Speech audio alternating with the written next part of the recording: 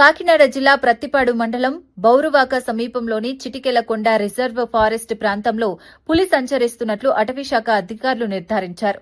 స్థానికులు ఇచ్చిన సమాచారం ఆధారంగా అధికారులు ప్రాంతాన్ని పరిశీలించగా పులి అడవిలో ఉన్నట్లు గుర్తించారు. పులిని గుర్తించి పట్టుకునేందుకు అటవీశాఖ ప్రత్యేక బృందాల గాలింపు చర్యలు చేపట్టాయి.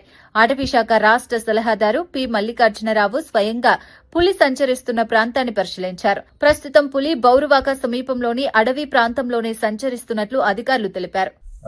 క్యాటిల్ ఎక్కడన్నా ఫ్రీగా ఉంటే దాని మీద అటాక్ చేసి చంపటము ఇలాంటి కార్యక్రమాలు ఉంటున్నాయి. దానివల్ల ప్రజలు ఇబ్బంది పడుతున్నారు. యాక్చువల్గా మనుషుల మీద అయితే ఈ పులి ఎక్కడ కూడా అటాక్ చేసిన సందర్భం లేదు. సో ఎప్పుడైతే ఎంటర్ అయిందో అటవీశాఖ అన్ని చర్యలు తీసుకుంది. హనుమాన్ టీమ్స్ వచ్చినాయి.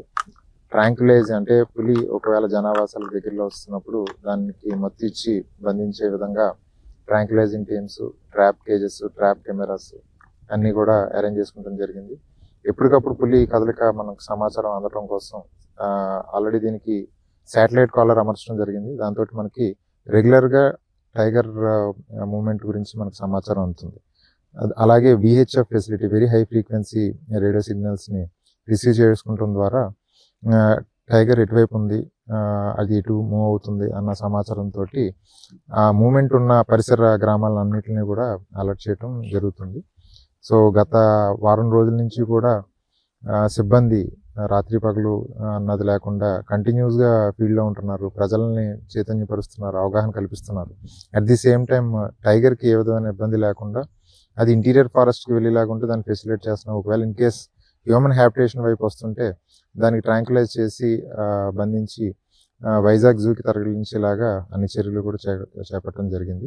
అయితే ఈ పులి దాని మార్గాన్ని, డైరెక్షన్ ఎప్పటికప్పుడు మేము ఎంతో స్ట్రాటజిక్గా దాన్ని బంధించడానికి చర్యలు తీసుకుంటున్నప్పటికీ అది తెలివిగా దాని మార్గాన్ని వేరే మార్గంలోకి ఎంచుకుంటుంది. దానివల్ల మనకి ఎప్పుడైతే ఫస్ట్ ఎంటర్ అయినప్పుడు ఏలేశ్వరం మండలం, తర్వాత ప్రత్తిపాడు మండలం, తర్వాత శంకవరం మండలం, ఇలాగా 3 మండలాల్లో వివిధ గ్రామాల్లోకి అది ఎంటర్ అవుతూ ఉంది. బట్ ఎక్కడా కూడా ఏ విధమైన ప్రజలకు ఏ విధమైన ఇబ్బంది కలిగించలేదు. మనం అడ్వాన్స్ డ్రోన్ టెక్నాలజీ కూడా, నైట్ విజన్, థర్మల్ డ్రోన్ టెక్నాలజీని కూడా ఉపయోగించి దాని మూమెంట్ని ఎప్పుడు వేరే జిల్లాల్లో కూడా ఎక్కడా కూడా ఇప్పటి వరకు మనుషుల మీద అటాక్ చేసిన సందర్భం లేదు.